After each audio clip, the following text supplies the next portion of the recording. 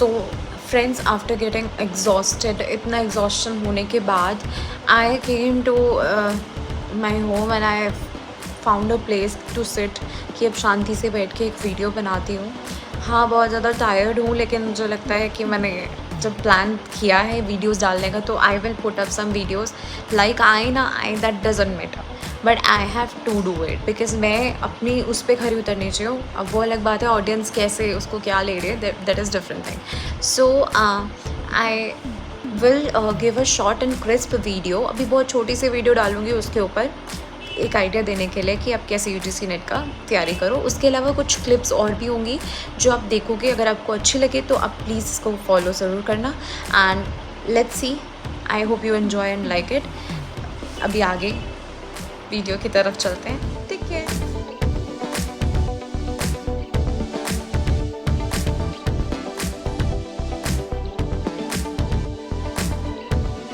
हमारा Mahalakshmi book depot है. मैं यहाँ से मतलब अपना जो भी है कोई भी मटेरियल है, स्टडी मटेरियल इग्नू का जो भी है, क्योंकि मैं करती हूँ तो यहीं से ही लेती हूँ. और ये बहुत अच्छी जगह है. If you want to come, do come here and you will see lot of things happening.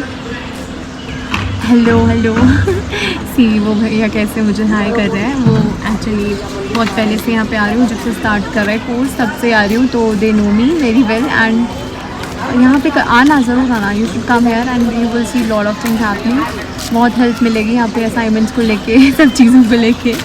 So I am just laughing because they are just doing high five and all. Hi. So अभी अगर आप देख सकते हैं मैं IGNOU centre के बिल्कुल बाहर खड़ी हूँ. IGNOU regional centre Delhi 3. और यहाँ पे भी मैं जा रही हूँ क्योंकि मेरी दूसरी मास्टर्स चल रही है, तो मैं उसके रिगार्डिंग अपना इंटर्नशिप का एक लेटर है वो साइन करवाने जा रही हूँ. तो देखते हैं, let's see what happens.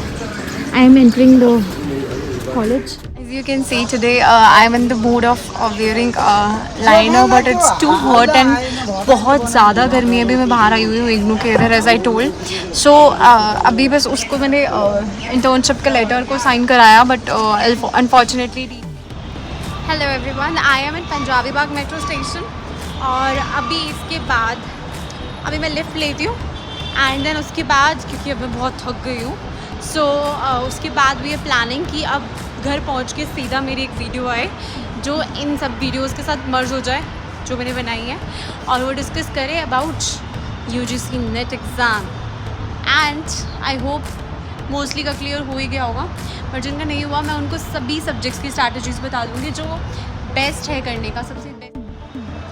So this is me and me on platform, near platform.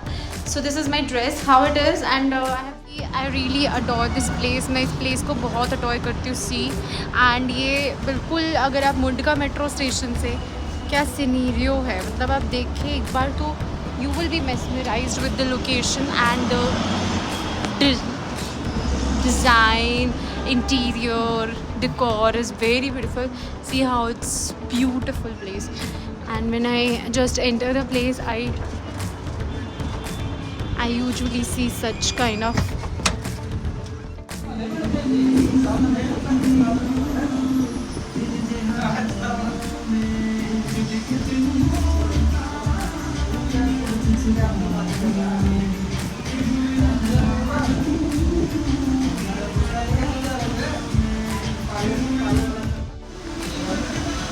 my dear friends, I hope you will love this place. I will tag this place. It's Kesari. Its name is Kesari. So beautifully planned है ये बहुत. इसके अंदर अगर आप आओगे तो आपको वो वाइब आएंगी जो ज़रूरी है for yourself. I am alone right now. I don't know मेरे पेरेंट्स इसको या मेरी मम्मा देख ले या कोई वीडियो देख के इस पर क्या कमेंट कर सकता है. I am never sure, not sure, because you know थोड़ा सा होता है, पेरेंट्स थोड़े से ऑर्थोडॉक्स आ जाती है चीज़ें कि. तो मैंने बस देखा था ये प्लेस एक बार, फिर मैं आ गई थी. उस दिन मुझे बहुत भूख लग रही थी and that day I started coming to this place. उस दिन के बाद say that the third day है मेरे यहाँ पे, तीसरी बार आ रही हूँ मैं.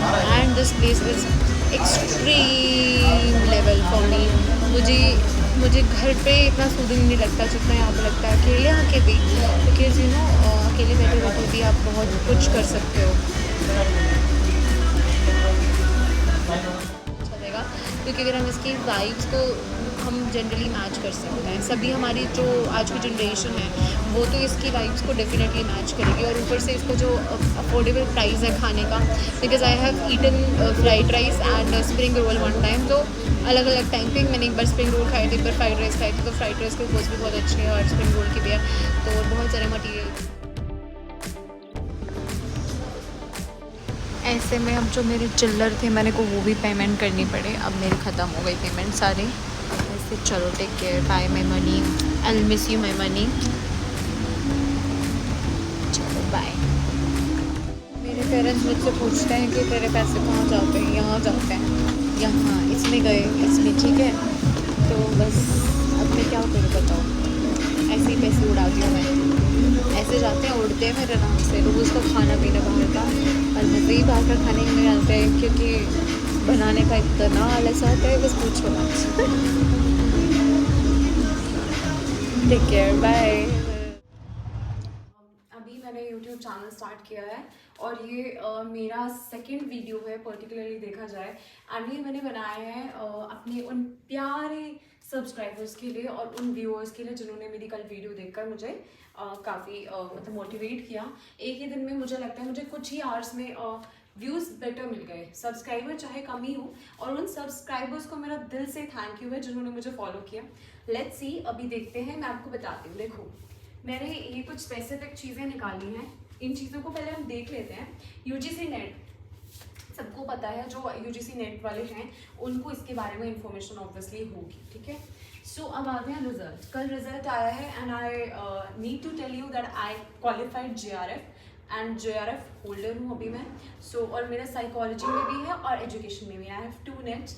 सो I want to tell you कि बेसिकली ये फर्स्ट अटैम्प्ट मेरा कैसे क्लियर हुआ मेरा, मैं ये चीज़ आपको बताना चाहती हूँ। इसका मेन आपको पर्पस बताती हूँ। देखो सबसे पहली चीज़, एक तो हम जब हम फेल हो जाते हैं, अब ऐसे बहुत सारे कैंडिडेट्स होंगे जिनका नहीं हो पाया, because I could see that 100 approx सिर्फ JRF के लिए बच्चे सेलेक्ट हुए हैं, और कुछ बच्चे ऐसे हैं जो उसके लिए सेलेक्ट हुए होंगे यूजीसी नेट के लिए, वो भी ज़्यादा नहीं है। प्रोपोर्शन देखें तो बहुत कम बच्चों का सिलेक्शन हुआ। प्रॉब्लम क्या आती है, कुछ बच्चे पेपर 2 क्लियर कर जाते हैं पर पेपर 1 में रह जाते हैं, तो पेपर 1 के लिए वो भी हम डिस्कस करेंगे, बट उससे पहले कुछ टर्म्स है। तो फेलियर को हम एज इट इज़ एक्सेप्ट ना करके हम ये चीज़ समझें कि फेलियर जो हो रहा है वो हमें कुछ नया सिखा रहा है, वो एक विनिंग एबिलिटी है हमारी, कि विनिंग की तरफ हमें पहुंचा रहा है। ये सबको पता है, ये सारी हमने बहुत सारी स्टोरीज सुनी है, बहुत सारे लेक्चर्स ऐसे देखे हैं इसके बारे में जो लोग डिस्कस करते हैं। बट वी शुड ऑल्सो, हम कई बार ना डिमोटिवेट इतना हो जाते हैं, अरे यार फेल हो गया, अब रहने दो, दूसरा अटेम्प्ट भी नहीं हुआ, चलो यार अब मेरे बस की नहीं है। हम उस चीज़ को एक्सेप्ट क्यों कर रहे हैं हम, this is the reason that we are failing, ठीक है। अब आते हैं फेलिंग में एक और प्रॉब्लम है कि हम वो चीज़ एनालाइज नहीं करते, अगर हम फेल हो रहे हैं तो क्यों हो रहे हैं। अगर आप देखो, आप अपने यूजीसी नेट के एग्ज़ाम अपने देखा होगा, पीडीएफ निकाला होगा, पीडीएफ सबने आंसर की चेक करके निकाला होगा, और नहीं भी निकाला हो तो एटलीस्ट पेपर तो अवेलेबल है ही, ऑनलाइन भी अवेलेबल है, and I will show you book जैसे जिससे मैंने तैयारी की थी कैसे कर सकते हैं। तो अब ये देखो ऑनलाइन अवेलेबल है, उस बुक उसको पीडीएफ को निकालो और एनालाइज करो कि मेरा ये क्वेश्चन गलत था, ये गलत था, आपके पास आंसर किया कुछ हो अवेलेबल, और नहीं भी था तो आप उसको एक बार खुद करके देखो, ठीक है, और वहाँ एनालाइज करो कि मेरी वीकनेस किस में आ रही है। आप एनालाइज करना थोड़ा सीखो। मैं ये आपको ये नहीं कह रही कि मैं आप बहुत ज़्यादा कुछ महान बन गई हो, ऐसा मत सोचना, but I am just telling that I also want you to clear that exam. So इसीलिए मैं आपको एज अ फ्रेंड ही ये चीज़ कन्वे कर रही हूँ, don't take it as a negative thing, ठीक है। अब आते हैं फेल, ठीक है। अब ये चीज़ को एक्सेप्ट करना बंद करिए कि हाँ मैं अपनी कमियों को झाँकूंगा, एनालाइज करना, basically analyse and start again, because हम मोटिवेशन को लूज कर देते हैं और वही हमारा फेलियर खत्म हो जाता है। बस अब यार नहीं हुआ, दोबारा स्टार्ट क्यों करना, check where we are lacking, कहाँ पे लैग कर रहे हैं वहीं से काम शुरू करना है, ठीक है, this is the point. Next आते हैं over confidence. Over confidence, I will tell you my example. मेरा एक एग्ज़ाम था, ठीक है, आई got very good marks in that. Unfortunately I did not clear that exam. So I मतलब उसमें मेरा वेटिंग लिस्ट में नाम आ गया, ठीक है. सो आई होप दैट कि मतलब उसमें होप्ड कि मेरा हो जाएगा, ये होगा. मैं बहुत मतलब जब नहीं आया था उससे रिजल्ट आने से पहले बहुत 7-8 महीने बाद रिजल्ट आता है हर एग्जाम को. गवर्नमेंट जॉब में प्रॉब्लम है, आपको पता है थोड़ी सी. तो मैं वेट कर रही थी और मैं एक्सपेक्टेड मेरा था कि हो जाएगा, बिकॉज जो मार्क्स ऐसे थे कि पिछली बार के टॉपर्स से भी ज़्यादा मार्क्स थे मेरे, और मैं बहुत खुश थी. आई वॉज परफेक्टली फाइन कि यार इतने आए थे, चल पिछली बार के टॉपर के इतने थे तो यार मेरा तो हो ही जाना चाहिए. इस हिसाब से देखा जाए तो ऐसा आती है ना फीलिंग, वो फीलिंग आ रही थी मुझे, और मेरा पर फिर भी नहीं हुआ. तो उसके बाद मुझे रियलाइज़ हुआ कि उस जो मेरी गलती क्या थी कि मैं ओवर कॉन्फिडेंट इसलिए हो गई कि मैंने रिज़ल्ट चेक किया, मैं उसको 3-4 बार 5 बार 6 बार चेक कर रही हूँ, और उसके बाद वो चीज़ मेरे मतलब दिमाग में इतनी घुसी हुई है, उस चीज़ को लेके इतनी वो हो चुकी हूँ कि ना कुछ और सोच रही, ना दाएं ना बाएं. और उस एग्ज़ाम के लिए मैं इतना पढ़ी थी that I got bed ridden. मेरी बैक में इतना पेन हो गया था क्योंकि हम जब वैसे पढ़ते हैं तो झुक ही पड़ा जाता है. तो वो उस सिचुएशन पे आ चुकी थी मैं, ठीक है. तो वही मेरे साथ सिचुएशन हुई और मैं वहाँ पे इतनी बेड रिडन हो चुकी थी, और वो उस एग्ज़ाम की तैयारी में. तो मेरा वो उस तैयारी की वजह से इतना ओवर कॉन्फिडेंस हो गया. हमें स्मार्ट वर्क करना है, एक पेस को इतना लाना है कि ना ज़्यादा प्रेशर लेना है और ना ज़्यादा कम प्रेशर लेना है. मतलब एक बीच का जो मीडिएशन होता है, बैलेंस होता है, उसको मेंटेन रखना है. तो वो चीज़ हम ओवर कॉन्फिडेंस को थोड़ा कम करके कर सकते हैं. और ओवर कॉन्फिडेंस इस चीज़ का नहीं, ओवर कॉन्फिडेंस क्या, ओवर कॉन्फिडेंस इस चीज़ का कि मैं उसको डीप एनालाइज किया, कई बार चेक किया, आंसर की देखा, फिर लगा कि यार अब तो हो ही जाएगा हो ही जाएगा, मैंने पूरी दुनिया में फैला दिया. कहीं ना कहीं आप वो चीज़ करते हो, ये सबके साथ होगा. देखना आप कभी हम कुछ भी माने कि हाँ स्पिरिचुअलिटी नहीं होती, ये नहीं होता, वो नहीं होता, पर लेकिन ये चीज़ें इम्पेक्ट करती हैं. हम जब फैलाते हैं चीज़ें, वो फिर जो होनी होती है वो नहीं होती हैं. एंड एक्चुअली मेरे साथ भी यही हुआ, ठीक है. सो फिर अब आते हैं फ्री माइंडेड पे. Free mindedness is very important. अगर हम देखें फ्री माइंडेडनेस होना इसीलिए इम्पॉर्टेंट है कि अगर हम कोई एग्ज़ाम दे रहे हैं, मैं बताती हूँ, जैसे मैं GRF दिया या मैंने बहुत सारे ऐसे एग्ज़ाम्स दिए जो मेरे क्लियर भी हुए हैं, और वो क्लियर हुए हैं बिना किसी टेंशन के देने पे. और हम कई बार ना टेंशन का ये बिना किसी टेंशन के मतलब ये नहीं कि हम पढ़े ही ना, we have to do smart work. Mediation की बात कर रही हूँ, एक मीडिएशन बहुत ज़रूरी है. मीडियोकर जो होता है ना कि इतनी तो पढ़ाई करनी है, वो वाला है. स्ट्रॉन्ग लेवल पे नहीं जाना है, बट एक वो रखना है. तो फ्री माइंड से अगर आप एग्ज़ाम देते हो, फ्री माइंड कैसे हो सकता है, जैसे मैंने GRF का एग्ज़ाम दिया, ये UGC वाला दिया, तो मुझे पता था कि यार ये एग्ज़ाम कोई जॉब वाला तो अभी है नहीं क्योंकि क्वालिफाइंग है, बट हाँ ये जॉब तक लेके जा सकता है. ये मुझे क्लियर हो गया था. तो मैंने क्या किया कि चलो ठीक है, I will try my best, I will work as much as possible, जितना पढ़ा जाएगा, but I will not take anything seriously कि एग्ज़ाम के बाद मैं इसके आंसर की चेक कर रही हूँ, मैं गिन रही हूँ क्या कितने दिन में आएगा, ऐसे नहीं. आंसर आया, रिजल्ट आया, उसके बाद मैंने शांति से देखा, and I came to know that कि हाँ चलो मेरा क्लियर हो गया. मैंने ज़्यादा पचड़ा नहीं लिया उसके बाद. मतलब कहता है जब इस चीज़ में घुस गए हो तो उसी के बाद में, जैसे मैंने पिछले एग्जाम में किया था, आई टोल्ड कि उसी में घुसे जा रही हूँ, उसको देख रही हूँ, उसके आंसर की चेक कर रही हूँ, उसकी रोज़ रिजल्ट नहीं आ रहा है, डेट चेक कर रही हूँ, आज आया तो नहीं, आज आया तो नहीं, आज आया तो नहीं, क्योंकि यू नो मीडिया ऐसा है कि कहीं पे भी कोई भी न्यूज़ फैल जाती है कि आज रिजल्ट आने वाला है. तो वो बस मुझे वो वहम रहता था, मैं चेक करती थी, बट मैंने इसके बारे में एक बार भी नहीं सोचा. और ऐसे बहुत सारे एग्जाम्स हैं जिनके बारे में मैंने कभी नहीं सोचा. तो हमें फ्री माइंड रखना है और अपने बस अपने मतलब फोकस पे मेंटेन रखना है. और फोकस सीधा ये कहते हैं ना, मछली की आँख वाली चीज़, मछली की आँख पे मारेंगे, वो वाली चीज़ करनी है थोड़ी सी. तो वो वाली फोकस, थोड़ी आँख अच्छी नहीं बनी है, फोकस ऑन दी आँख होगी, ठीक है. सो ये हमारा मेन फोकस रहेगा. अब आते हैं पेपर 1. पेपर 1 की बात करते हैं तो पेपर 1 में 3 चीज़ें इंपॉर्टेंट हैं. या तो सबसे पहला बेस्ट तरीका जो है, सभी को पता होगा, आई नो ये कहेंगे हम भी यही करते हैं, यही करते हैं, हमें पता है, हम तो ऐसे ही करते हैं. सबके तो 10 ईयर्स के प्रीवियस ईयर के पेपर लो, ठीक है, जो इस बार हुआ है उसको भी लो, और इसमें तो कोई भी सब्जेक्ट,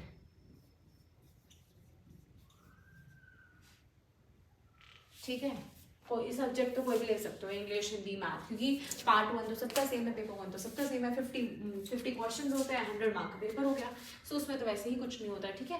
बट ये SSC से थोड़ा डिफरेंट है. अगर आप देखोगे ना UGC नेट के क्वेश्चन बहुत लेंदी होते हैं, और उसके अंदर आप सॉल्व करने के लिए कैलकुलेशन की थोड़ी वो होती है, तो उसकी स्पीड बढ़ाने के लिए आप वैसे ही क्वेश्चंस करो। या तो बैंकिंग के क्वेश्चंस उठाओ, बैंकिंग के रीजनिंग के क्वेश्चंस हो गए, इंग्लिश के क्वेश्चंस बैंकिंग के उठाओ, बैंकिंग एंड ये यूजीसी नेट के प्रीवियस ईयर पेपर्स देखो, उससे आपको बहुत अच्छा आइडिया मिलेगा यूजीसी नेट के लिए। एंड देखो इसमें एक प्रॉफिट तो ये है कि जेआरएफ आने के बाद आपके पास 45,000 कहीं नहीं गया, पीएचडी में घुस गए तो ये फ़ायदा देख के आपको करना ही चाहिए I think, and it will motivate you कि 45,000 कम नहीं होते। और उसके बाद पीएचडी होने के बाद आप असिस्टेंट प्रोफेसर भी लग सकते हो, that is the biggest thing which can happen और गवर्नमेंट कॉलेज में। यू कैन यू इमेजिन एक बार में 1.5 लाख के आसपास सैलरी। सो ये एक अपने आप में पॉजिटिव पॉइंट है। मैं इसी पे ही काम कर रही हूँ, अभी साथ साथ और भी चीज़ें चल रही हैं, पर मैं इस पर भी फोकस रखूँगी क्योंकि मुझे पता है कि इससे मुझे कुछ आगे डायरेक्शन मिल सकती है। फिर आता है पेपर 2। पेपर 2 के लिए भी आई वॉट अ बुक। मैंने पेपर 1 के लिए कुछ नहीं खरीदा था, मैंने जनरल तैयारी की थी अपने हिसाब से, ठीक है, और वो प्रीवियस ईयर पेपर्स लेके, ज़्यादा नहीं, मैंने 4 या 5 किए होंगे, मैं खुद बता रही हूँ। आप पर 10 कर सकते हो अगर आपको लगता है कि आप उसमें बहुत कम हो। मेरे को पता था कि मेरा बेस ठीक है, so I did not need that much, मैंने 4 से 5 में काम कर लिया। अब आते हैं इस बुक में, ठीक है, ये है पेपर 2 की बुक। ये जो बहुत कॉमन बुक है, सबको पता होगा, R Gupta. It's the best book क्योंकि इसमें ना आपको प्रीवियस ईयर के पेपर्स मिल जाएंगे। प्रीवियस ईयर के पेपर्स में मैंने एक चीज़ देखना कैसे, जहाँ मुझे मैंने क्या किया है, क्वेश्चन सॉल्व कर रखे हैं और जहाँ मुझे डाउट लग रहा है, जैसे इसमें है, तो मैंने वहीं का वहीं पॉइंट बना लिया ताकि मुझे याद रहे कि मैंने यहाँ गलती की थी और इसमें मुझे ये एक्सटेंड करनी है ये चीज़। तो ये एक आइडिया, एक वे होता है टू मेक इट बेटर। अगर आपको अंडरस्टैंडिंग डेवलप करनी है तो ये सबसे बेस्ट तरीका है। और इसके क्वेश्चंस मैंने ज़्यादा नहीं किए थे, बस पेपर 2 के लिए कोई हार्ड एंड फास्ट रूल नहीं है कि हाँ मुझे तो एमए पूरी पढ़नी पड़ेगी, एमए घोट के पी जाऊंगी, ऐसा नहीं होता, या पी जाऊंगा, ऐसे नहीं होता। एकदम से सिचुएशन पे ये स्ट्रैटेजी मेरी सिर्फ 15 से 20 दिन की स्ट्रैटेजी है। आप ट्राई कर सकते हो, 1 महीना भी लग सकता है, 1 महीने में तो बहुत अच्छे से क्रैक होगा। और ज़्यादा से ज़्यादा बहुत, अगर बेस अच्छा है तो 10 दिन भी 15 दिन भी मोर देन इनफ है, बट बेस अच्छा नहीं है तो आपको 1 महीने में आपका हो सकता है।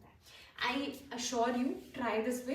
अभी जैसे ये क्वेश्चंस हैं मैंने किए हैं, मुझे जहाँ जिस पॉइंट में लगता, अभी होता है कुछ लोग ऑनलाइन प्रेफर करते हैं, ऑनलाइन भी सब अवेलेबल है। मैं बुक इसलिए खरीदती हूँ क्योंकि अब मेरे को जैसे आजकल आईसीटी वगैरह टूल्स वगैरह बहुत सारे हैं, बट कहीं ना कहीं अल्टीमेटली एक चीज़ आती है, वो है कि आप मेनली जैसे कोई पॉइंट है, टैबलेट है या फिर नोटबुक भी आ रही है आजकल, तो क्या वो सब कुछ ऑनलाइन लिख सकते हैं, बट कन्वीनियंस ही होती है, आपको याद भी चीज़ें मतलब बचपन से करते ही ऑफलाइन आ रहे हैं तो ऑफलाइन चीज़ें याद ज़्यादा रहती हैं, तो वो मेरे दिमाग में इम्प्रिंट हो जाती हैं। तो मैं उन्हीं बुक को यूज़ करके फिर वही पॉइंट लिख लेती हूँ, उससे मुझे याद रह जाती हैं चीज़ें, और फिर वो पॉइंट मेरे कहीं ना कहीं पेपर में कहीं ना कहीं काम आ ही जाता है। तो ये एक तरीका हो सकता है। सो पेपर 2 के लिए आप या तो आर के गुप्ता सबसे बेस्ट है, या फिर और